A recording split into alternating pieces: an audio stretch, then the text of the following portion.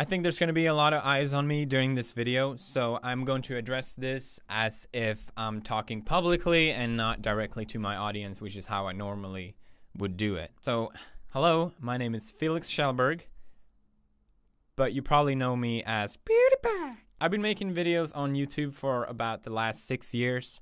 It's been a hobby that I've been fortunate enough to have as my job for most of that time. I've been extremely lucky and way more successful than I could ever possibly have dreamed about. And as I'm sure a lot of you are aware, I make a substantial living from doing YouTube videos. And the reason why you know this is because that's all the media has ever acknowledged me for. Besides from now.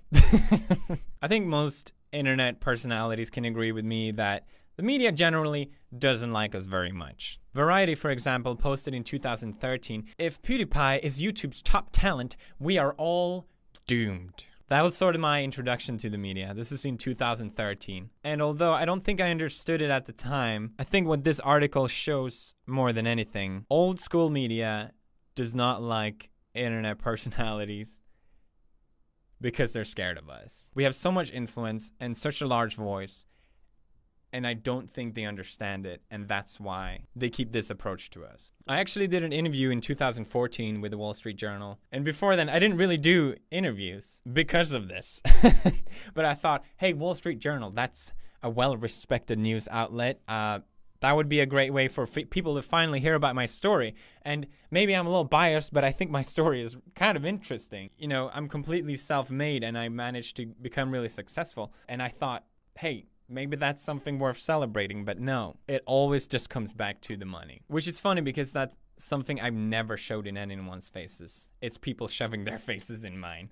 I never flaunted with any of it because I have generally very little interest of it. And there you go. That's the title. Wall Street Journal, YouTube's biggest draw, plays games, earns $4 million a year.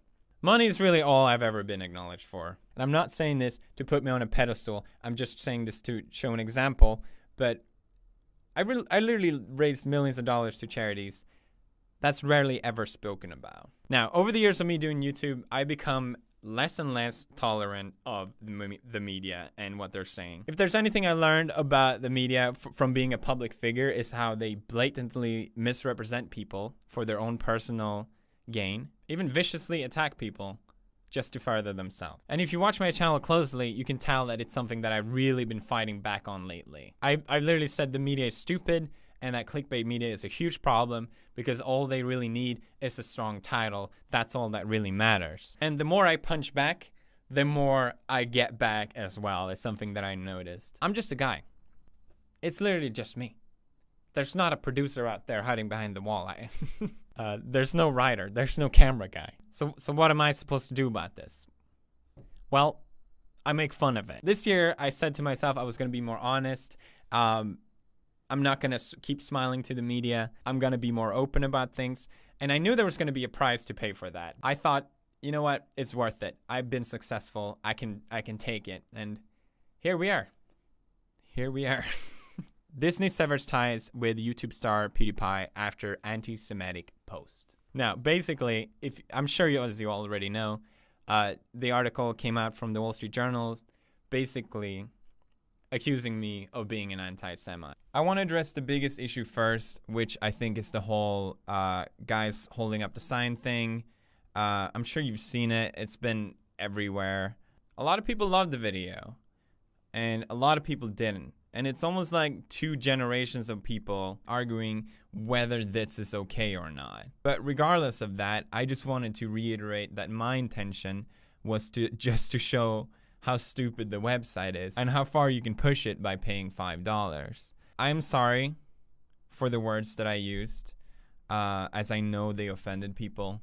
And I admit that the joke itself went too far.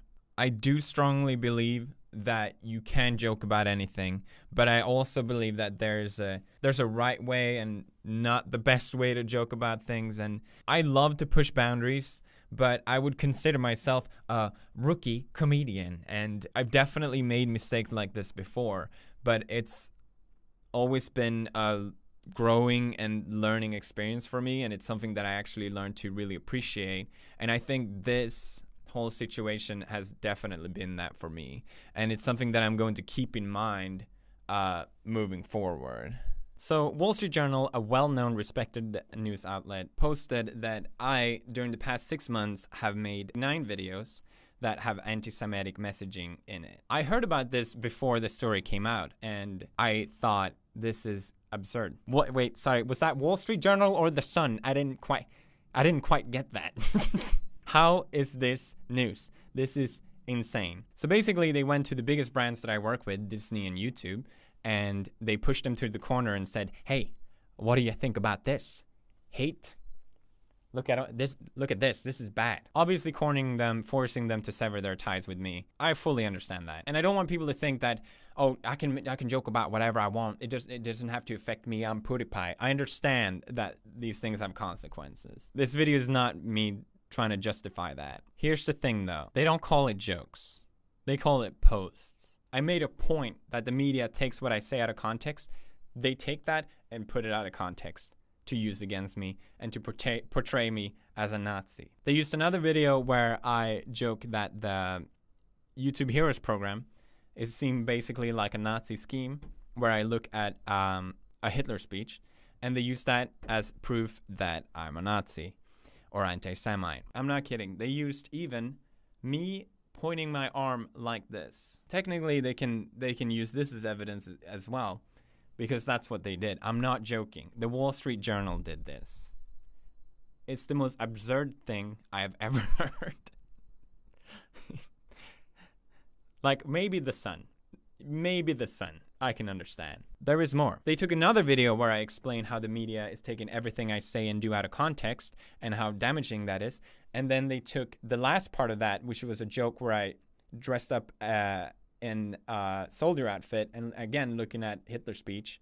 They took that part. They ignored the whole part about me talking about context, and they took that part and put it out of context. They took parts where in my game other people created swastikas, and my title of that video is "Stop doing this." Stop doing this. That's basically what I said. Stop making swastikas in my game. They took that as evidence against me. This whole thing is not a post. It was an attack towards me. It was an attack by the media to try and discredit me, to try and decrease my influence and my economic worth. That's what this was. These 3 gentlemen from Wall Street Journal that did this are also very proud of this. They watched literally hundreds of my videos. I hope you had fun, by the way, to try and find as much evidence as possible for me to try and appear as anti-Semite. I know this sounds crazy and all, but their way of justifying this, the way they're justifying this as evidence that I'm a Nazi because I fucking pointed somewhere, is because apparently neo-Nazi group have been referencing me, have been praising me for making these kind of jokes. And I was unaware of this. So I made a statement as soon as I found out about this saying, I do not support these hateful groups in any way. But that's never going to be the title. That doesn't fit their personal agenda. That's not the story they want. This is not an article. This was a personal attack against me. It is so clear. This form of cherry picking just shows it so clearly to me. So what have I done to deserve this? I made some jokes that people don't like. And you know what? If people don't like my jokes, I fully respect that. I fully understand that. I acknowledge that I took things too far, and that's something I definitely will keep in mind moving forward. But the reaction and the outrage has been nothing but insanity. People celebrating the fact that my show got canceled, which is something literally hundreds of people worked on. Is that fair? Is that worth celebrating?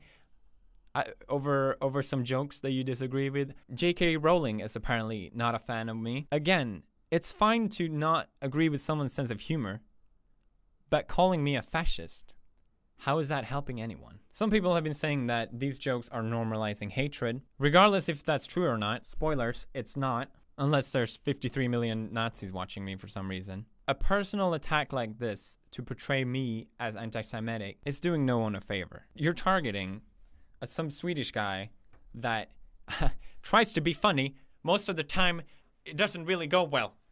Very offensive. But he means well. But is there any hate in what I do? No.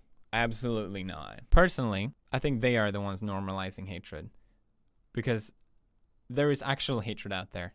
I'm just pointing with my hand. Calm down. There's actual hatred out there. There's actual issues. Instead of celebrating my show getting canceled, why don't we focus on that instead? Why don't we focus on some real issues? Why is that the way to approach things in 2017? I'm still here. I'm still making videos. Nice try, Wall Street Journal. Try again, motherfuckers. Finally, I want to give the the warmest thanks to everyone who supported me.